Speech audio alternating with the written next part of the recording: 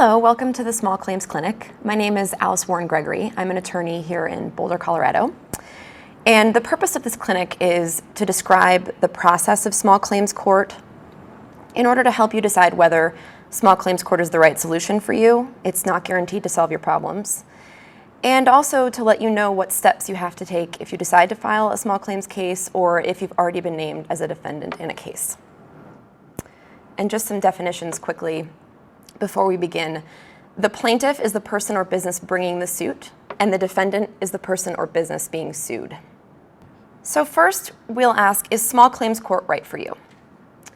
So we'll cover some things that you need to consider in order to answer that question. First, have I talked to the person I'm thinking of suing? It's important before you even consider filing a small claims case to talk with the other party. You might be surprised at how willing people are to discuss this dispute because going to court can be unpleasant and people are often motivated to avoid that process. So they may be more interested and willing to discuss the issue with you than you think.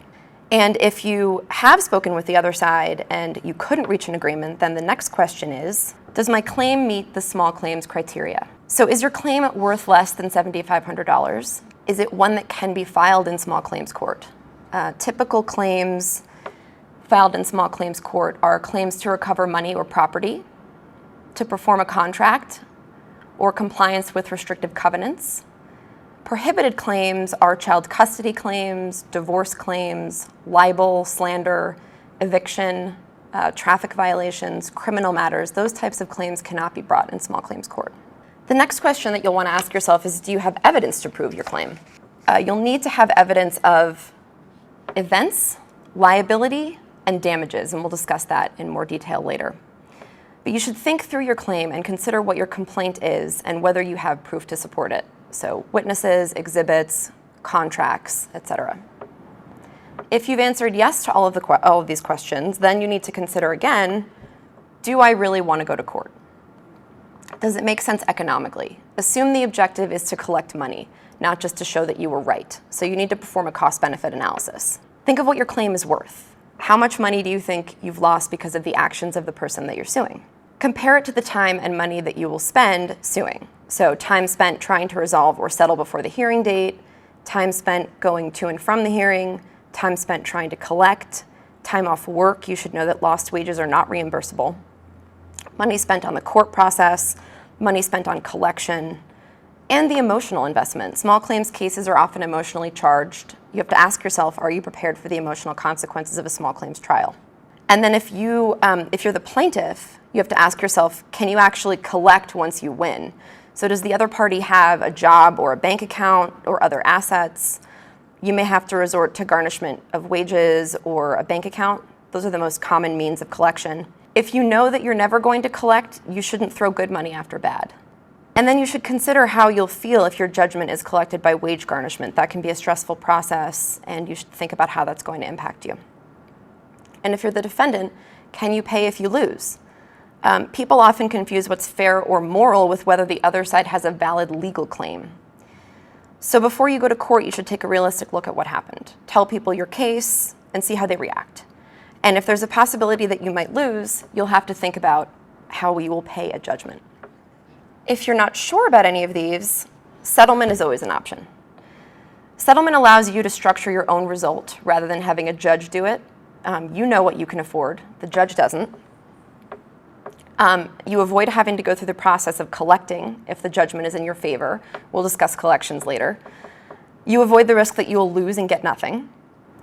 Once again, you may think that the opposing party will be unwilling or unmotivated to settle, but parties often prefer compromise to court. So they are often more motivated than you think.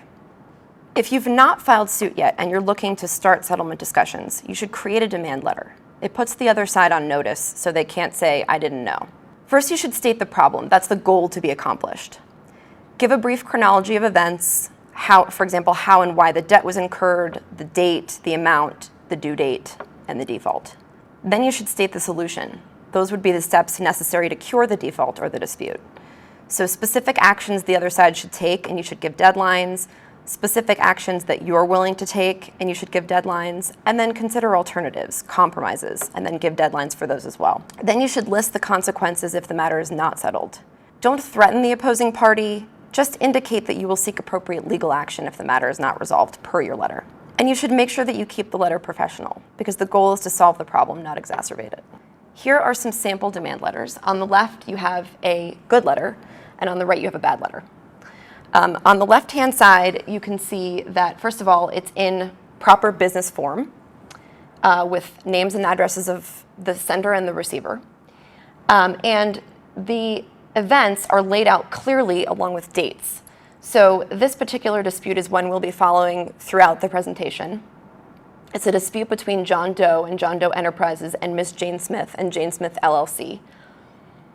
And John Doe is writing Ms. Smith to let her know that he's requesting that she send the $5,000 that her company owes for the widgets that his company delivered on October 31st, 2013. You'll see he lays out the course of events. He says that on April 1st, you promised me that your company would pay my company $5,000 for 50 widgets. We signed a written contract.